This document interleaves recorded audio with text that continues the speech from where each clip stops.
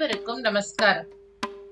இன்று நாள் வியாழக்கிழமை 13/3/2025 ஸ்ரீ அனந்த பத்மநாப சுவாமி மாசி மகோத்சவத்தில் காலை பெருமாள் வெள்ளி கேடயத்தில் ஆளிலை கிருஷ்ணனாக திரிவேதி புறப்பாடு கண்டருளினார். அழகானதொரு ஆலை இலை, அதன் மேல் ஒரு பாலகனாக அற்புதமாக தன் திருவடியை கைகளால் பற்றிக் கொண்டு வீதி வலம் வருகின்றான் நம் அனந்த பத்மநாபன். அம்பரமும் பெருநிலனும் திசைகள் எட்டும் அலைக்கடலும் குளவரையும் உண்ட கண்டன் கொம்பமரும் வடமரத்தின் இலை மேல் பள்ளி கூடி நான் திருவடியை கூடகிற்பேன் அப்படின்னு பிரபந்தத்தில் பாடுகிறார். 7 கடல்களையும் 7 மலைகளையும் 8 திசைகளையும் தன்னுடைய திருவயிற்றில் அடக்கிக் கொண்டதாகிய எம்பெருமான் ஒரு ஆல இலையின் மேல் சயனித்தவாறு நிற்கக்கூடிய அவனுடைய திருவடியை பற்றி கொண்டு உய்வீர்களாக என்று ஆழ்வார் பாடுகின்றார். அழகானதொரு குழந்தை பாலகனாக எம்பெருமானின் அலங்காரம்.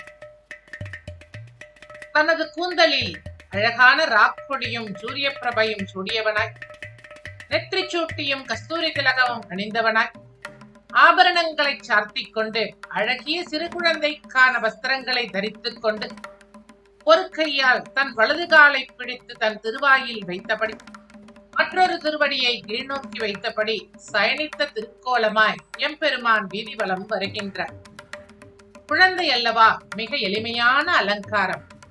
சில மாலைகளை மட்டுமே அணிந்தவனாக மந்தகாசமான புன்முறுவலோடு இந்த வயிற்றில் தான் இந்த 14 லோகத்தையும் வைத்து பாதுகாக்கின்றேன், பின்னர் பிரளயம் முடிந்தவுடன் அவற்றை மீண்டும் சிருஷ்டிக்கின்றேன் என்று நமக்கு காட்டும் விதமாக திருவேதி புறப்பாடு கண்டருள்கின்றான் எம்பெருமான்.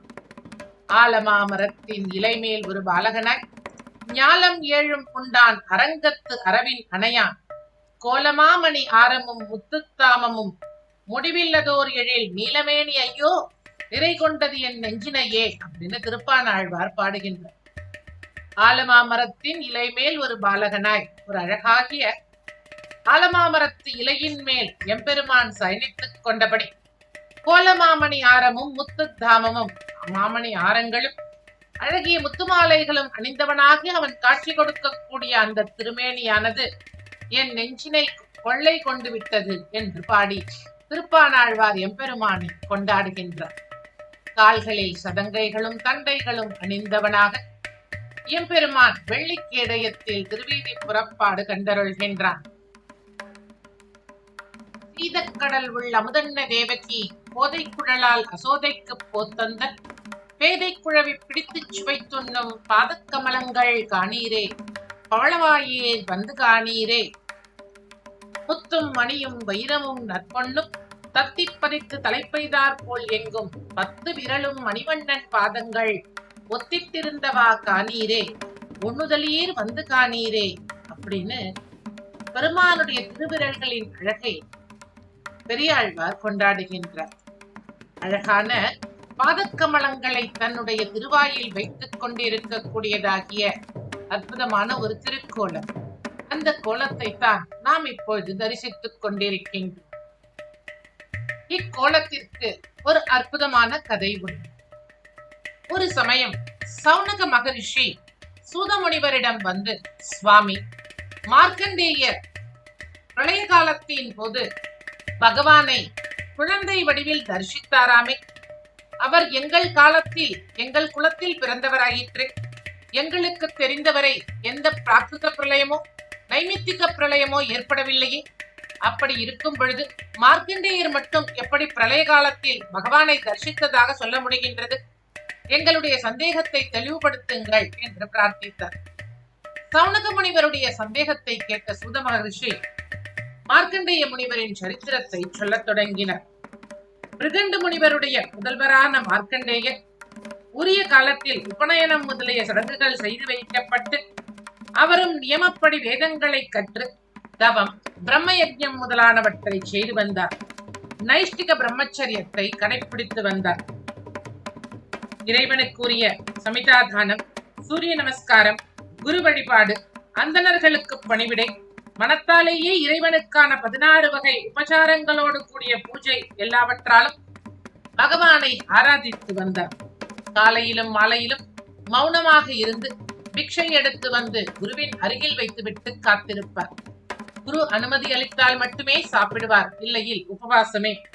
இப்படி மார்க்கண்டேயர் 1 கோடி வருடம் நாராயணனை நோக்கி தவம் செய்து யாராலும் வெற்றி கொள்ள இயலாத காலனை வெற்றி கொண்டார். இப்படி மார்க்கண்டேய மகரிஷி தன் விரத அனுஷ்டானங்களால் காலனை வெற்றி கொண்டதை கண்ட பிரம்மதேவர் முதலானவர்கள் அனைவரும் வியந்தனர். இப்படி யோகியான மார்க்கண்டேயர் 6 மன்வந்தரங்கள் கொண்ட நெடுங்காலத்தை கழித்துவிட்டார். மார்க்கண்டேயரின் தவத்தை தவறாக புரிந்து கொண்டவனாகிய இந்திரன் அவருடைய தவத்தை கலைக்க அப்சரஸ் பண்டீரையும் மன்மதன் முதலானவரையும் அனுப்பி வைத்தான். மன்மதனும் தன்னுடைய பரிவாரங்களை அழைத்துக் கொண்டு இமயமலைக்கு வடக்கே இருந்த புஷ்பபத்ரா நதிக்கரையில் சித்ரா என்ற பெரும்பாறையின் மீது அமைந்திருந்ததாகிய மார்க்கண்டேய முனிவரின் ஆசிரமத்திற்கு வந்து சேர்ந்தான்.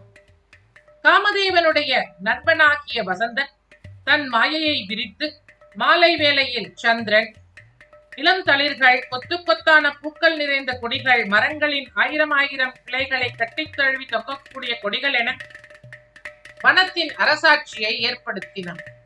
அந்த சமயத்தில் மன்மதன் அங்கே வந்து சேர அப்சரஸ் பெண்கள் நடனமாடினர், கந்தர்வர்கள் கானம் இசைத்தனர். புஞ்சிஸ்கதலை என்ற அப்சர பெண்டீர் மார்க்கண்டேயரின் முன் நடனமாடத் தொடங்கினார். நடனமாடும் பொழுது அவளுடைய துகிலானது நழுவி விட இதுதான் சமயம் என மன்மதன் தன் அம்பினை அவர் மீது எய்தான். ஆனாலும் எந்த பயனும் மார்க்கண்டேயரிடம் ஏற்படவில்லை. அவர் தன் தவத்தில் இருந்து கலையவும் இல்லை. தங்களுடைய முயற்சி தோற்று போனதை அறிந்ததும் மன்மதன் தன் பரிவாரங்களை அழைத்துக் கொண்டு வந்து இந்திரனிடம் நடந்த விஷயங்களை கூறினான். இந்த சமயத்தில் மார்க்கண்டேய முனிவரின் தவத்தை கண்டு மகிழ்ந்ததாகிய எம்பெருமான் நரன் நாராயணன் என்ற ரிஷிகளாக அவர் முன் தோன்றினார். அவர்களுடைய தரிசனம் கிடைத்ததும் மார்க்கண்டேய முனிவர் மிகவும் மகிழ்ந்து அவர்களை விழுந்து வணங்கினார். அவர்களை பல்வேறு ஸ்லோகங்களால் துதித்தார். இப்படி மார்க்கண்டேய முனிவர் துதிக்கவே நாராயணன் மிக்க மகிழ்ச்சி கொண்டு, ஹே பிரம்மரிஷியே, எங்கள் மீது கொன்ற இணையற்ற பக்தியால் நீங்கள் சித்தியை பெற்றுவிட்டீர்கள். உங்களுடைய பிரம்மச்சரிய விரதத்தின் உறுதி கண்டு மகிழ்ந்தோம். விரும்பிய வரத்தை பெற்றுக் கொள்ளுங்கள் என்று கூற மார்க்கண்டேயரும், சுவாமி, தாங்கள் வரமருள்கின்றேன் என்கின்ற சொல்லே தங்களுக்கு போதும். தங்களுடைய தரிசனம் ஒன்றே போதும். வேறு வரம் எதுவும் தேவையில்லை. இருந்தாலும் எம்பெருமானே, தங்களுடைய மாயையை காண விரும்புகிறேன் என்று மார்க்கண்டேயர் அவர்களிடம் கேட்டார். உடனே நரநாராயணர்களும் அப்படியே ஆகட்டும் என்று கூறி அவருக்கு அந்த வரத்தை அளித்துவிட்டு பதரிகாசிரமம் நோக்கி சென்று விட்டனர்.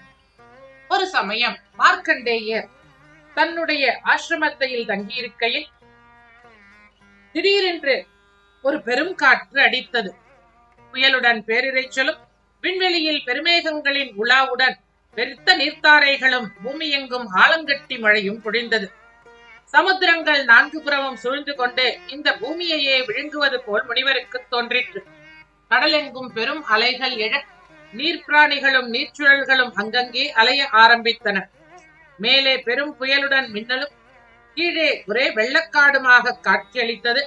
எல்லா ஜீவராசிகளும் அப்பிரளய ஜலத்தில் முழுகுவதை மார்க்கண்டேயர் பார்த்தார். அவர் கண்ணெதிரே பெரும் பெரும் சுழல்கள் தோன்றி எல்லா உலகங்களையும் முழுகடிப்பதை பார்த்தார். இப்பொழுது மார்க்கண்டேய முனிவர் ஒருவரே அங்கு எஞ்சியிருந்தார். தன்னுடைய உயிரை காப்பாற்றிக் கொள்வதற்காக இங்கும் அங்கும் ஓடலானார். பெரும் பசி வாட்டியது. பெரிய பெரிய நீர்மிருகங்கள் அவர் மேல் விழுந்தன. இங்கும் அங்குமாக அலைக்கடிக்கப்பட்டு இருளில் தன்னிலை தெரியாதவாறு தவிக்கலானார். ஒரு சமயம் ஒரு பெரிய பெரிய நீர்ச்சுழலில் அகப்பட்டு தவித்தார். மற்றொரு சமயம் அலைகளால் மோதுண்டார். மற்றொரு சமயம் நீர்வாழ் பிரயாணிகளுக்கு பலியானார். சில சமயம் சோகத்தையும், சில சமயம் மோகத்தையும், சில சமயம் பயத்தையும், சில சமயம் மரணத்தையும் தழுவினார்.